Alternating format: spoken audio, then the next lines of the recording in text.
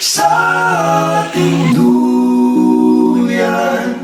Huwag nang mawawala, umaga na sa ating duyan. Magmamahal o mahiwaga. Good evening, everyone. Welcome to this special gathering filled with excitement and anticipation. Today is a day of joy and celebration as we come together to share a moment that is eagerly awaited by Mr. Jason Leticio and Mrs. Mercy Leticio.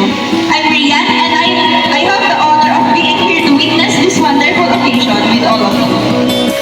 So, in just a few moments, matutuklasan natin if we will be welcoming a handsome boy or a beautiful girl.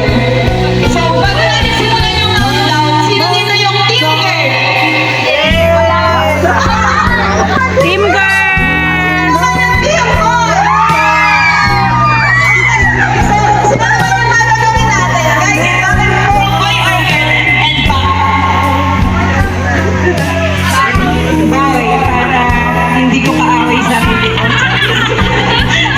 Para hindi na maghapon si Jason sa lalaki.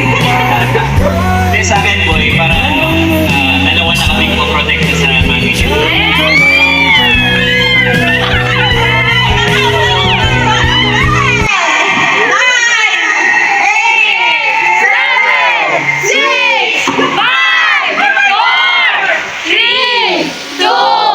Mahiwaga, bibiling ka sa araw-araw.